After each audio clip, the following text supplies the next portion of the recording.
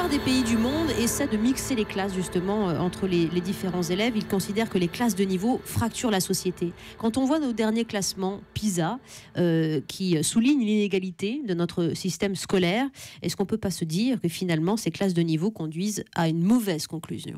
Alors c'est très très difficile de faire des comparaisons internationales là-dessus, déjà parce qu'on ne part pas des mêmes sociétés. C'est-à-dire on parle toujours de l'exemple finlandais. La société finlandaise est beaucoup plus homogène que la société française. Donc ils n'ont pas les mêmes problèmes à se poser. Ensuite, il y a beaucoup de systèmes scolaires où il y a une grosse fracture entre le public et le privé. C'est-à-dire qu'ils ne font peut-être pas des classes de niveau dans le public, mais en fait, on a une sélection par l'argent avec notamment le privé. C'est un système anglo-saxon qui fonctionne souvent de cette façon-là. Par rapport à ça, dans le système français, j'allais dire, on est dans une sorte d'entre-deux, c'est-à-dire qu'on a quand même un privé sous contrat et même hors contrat qui se développe et qui draine souvent des catégories socio-professionnelles favorisées.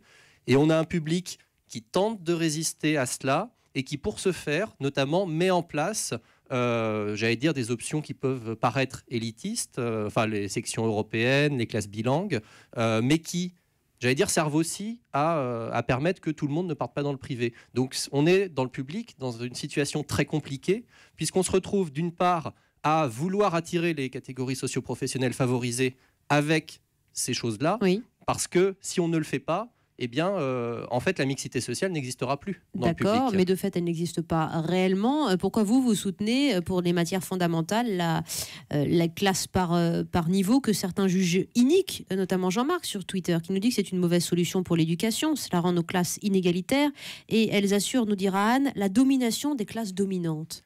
Alors, ce qu'il faut voir déjà dans l'étude du CNESCO, c'est qu'en fait, on ne fait pas des classes de niveau dans le sens où on mettrait tous les bons en 5e 1, tous les moyens en 5e 2, tous les faibles en 5e 3. On met des locomotives. C'est-à-dire qu'on a des classes dans un certain nombre d'établissements où il y a plus de bons élèves, on a des classes où il y a moins de bons élèves. Mais on n'est pas en train de séparer exactement en classes de niveau. Il faut savoir un exemple très simple. Aujourd'hui, dans les collèges, il y a plus de collèges où les latinistes sont répartis sur toutes les classes du niveau que de collèges où ils sont regroupés dans une seule classe.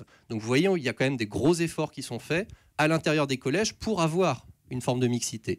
Maintenant, j'allais dire, la mixité totale, à un moment, elle est contre-productive. C'est-à-dire que quand on est dans des gros effectifs, ce qui est le cas en France, on a de très mauvais taux d'encadrement, quand on se retrouve dans des classes de 30, où on a des élèves qui sont très bons et des élèves qui sont très en difficulté, il y a un moment, les professeurs sont incapables de faire cours à tout le monde. Mais c'est quoi la proportion? Comment on choisit? Sur quels critères les bons élèves? Combien on en met sur une classe de 30 justement pour conserver quand même une hétérogénéité qui n'assure pas une domination de classe dominante comme le dit l'un de nos auditeurs, tout en gardant des élèves locomotifs pour le reste de la classe? Alors on ne fait pas en fait forcément des choix sur on va mettre une proportion de bons élèves, de mauvais élèves. C'est-à-dire que d'une part il y a la gestion des sections, options, dispositifs qui parfois peut poser des problèmes d'emploi du temps, ça c'est très vrai.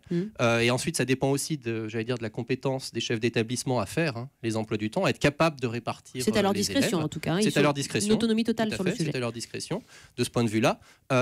Mais d'autre part, effectivement, de plus en plus, les professeurs sont associés à la constitution des classes.